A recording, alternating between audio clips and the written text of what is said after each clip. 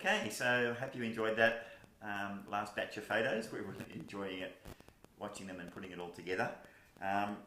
So the middle part of our journey, there are lots of mountains at the beginning, pretty much up until the town of Burgos, and then you go onto a flat, high desert all the way to Leon, and after Leon it's pretty much mountains again.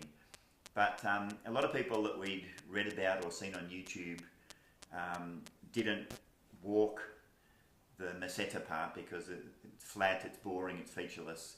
Pretty much the opposite for us. We really, really loved it. Lots of things to see, irrigation canals and scenery, and it was never a boring moment for us. It was quite spooky, but because the pilgrims had thinned out, and at one point we were on this really, really long stretch of road, and we were sitting having a break on like a park bench, and I actually took photos, and all, as far as you could see one side, there was nothing. We were alongside a main road, no cars, no people. Look the other way, there was no one. And it was a really eerie feeling to feel like you were the only people in this part of the world. Yeah, it was quite isolated. It was interesting. Burgos we really, really loved. As I said, the first town, so last town, big town before the Meseta. And beautiful things to see, cathedrals. You really liked the cathedral in Burgos, didn't you? Yes, it was absolutely beautiful. We did sort of like a tour because it's a huge church, and very intrigued by the Catholic religion, and ended up lighting a lot of candles, and it's part of the tradition of the way the whole trek is past churches. So we do go into a lot of churches, but yes, they really intrigue me and interest me a lot. Yeah, and it's not uncommon if you're doing the Camino, you walk through a little village, can't see anyone. It's like they've all gone to bed in the middle of the day, but the church is always open and you're always welcome. And we wondered about the houses because they looked like they were boarded up, didn't they? Yeah, I think it's, well, probably for the cold in winter, but the severe heat in summer as a cooling thing. But yeah, the windows are boarded up, and the doors.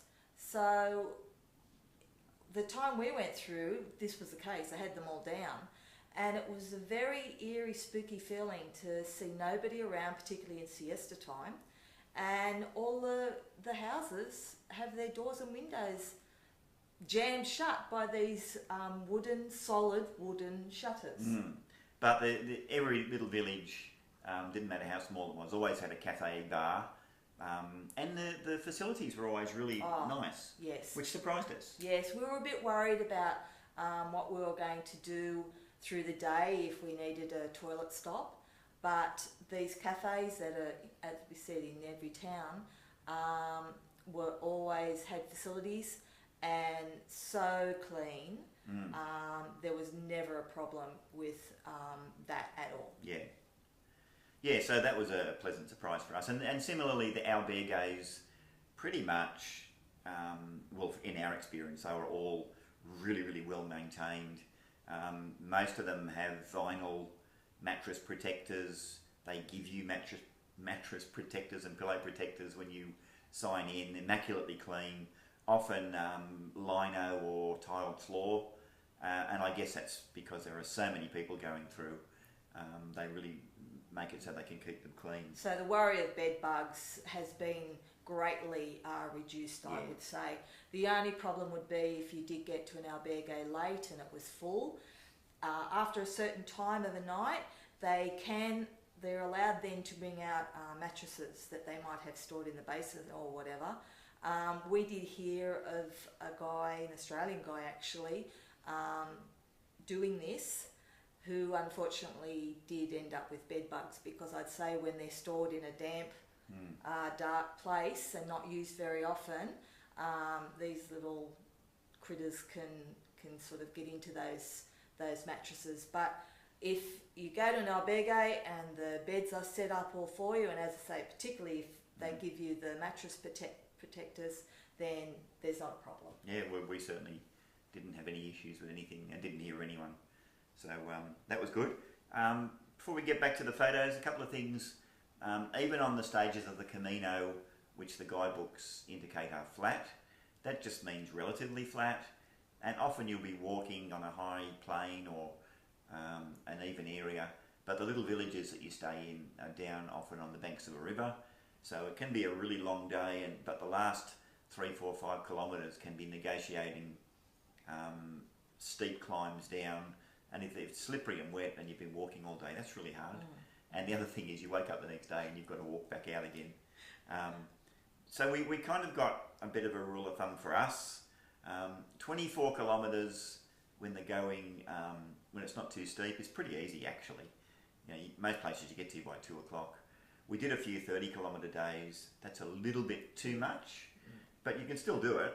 The ones that knock you about are when you get, when it's raining or it's steep and slippery, and then 24 kilometres can be an issue.